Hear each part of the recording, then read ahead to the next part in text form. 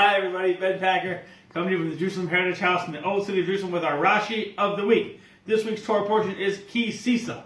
So, after discussing the last few Parshas about the different things that go into the Mishkan, the Tabernacle, and the different clothes the Kohanim wear, we're going to get to the Sabbath, Shabbat, right? Shabbos. So it says over here, and you speak to the children of Israel, saying, just observe my Sabbaths, for it is a sign between me and you for your generations, to know that I am Hashem who sanctifies you. So Rashi there says two things. It says, for it is a sign between me and you, it is a great sign between us, that I chose you, through my allotting to you my day of rest for your rest. God gave us the day of rest, because it's His day of rest, as a sign that we're in it together. To know, that is for the nations to know through it that I am Hashem who sanctifies you. And the whole world will know about this special connection through Shabbos, through the observance of Shabbos. I just want to tell a quick story that had a very big impact on my life concerning Shabbos. When I was in college in North Carolina, UNC beat Duke last night in basketball. Very important information. When I was at UNC, I was involved with a campaign to try to free Jonathan Pollard, convicted spy for Israel in America, and he was in prison in North Carolina, near the university. And it was very big in the news. President Clinton had was planning to release him. It was a whole big thing. And CNN decided they were going to come and do a story about it.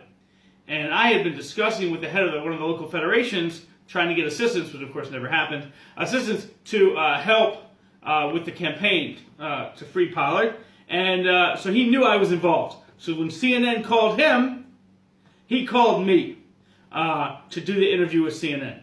So, wouldn't do that today. But anyway, so the only time CNN could do the interview near the prison was Friday night. Okay? And I was a college student. I was not keeping Shabbat at the time. And he calls me and he says, CNN wants to do an interview with you about the Jonathan Pollard thing, but they want to do it on Friday night. Are you Shomer Shabbos? So I said, no, I'm not Shomer Shabbos, because I wasn't, right? But then I thought to myself, why is he asking me if I'm Shomer Shabbos? At that time, there wasn't a single other student at the University of North Carolina who was Shomer Shabbos. So what are the chances that I'm Shomer Shabbos, that I keep Shabbat? Incredibly small. But he asked it like it was a normal question. And I think it had such an incredible impact on me. I asked myself, why is he asking me this question?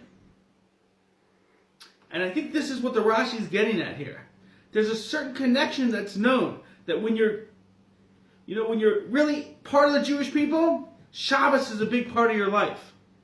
I wasn't raised in that environment, and a lot of people aren't, and this is not about judging people, that's not what we're here to do. But there's a certain reality that we have to acknowledge. The Jewish people in Shabbos are a sign of our relationship with God, our special relationship with God. Other things we do are not called a sign, the word sign, an oat. It's not called a sign. Keeping kosher, that's not a sign. Shabbos is a sign of that relationship, and the world sees it. The world sees that relationship. When we keep Shabbos, when we enjoy Shabbos, the world sees that relationship, and we feel that relationship. And it's an extremely powerful thing, and we don't think about it enough, I don't think, in regular American and other Jewish society. How important Shabbos really is. That observance of Shabbos. It's the essence of our relationship with God in such a major way. And that story, I hope I didn't bore you too much, but it really resonated with me. And now that I keep Shabbos, I think about it a lot, that story.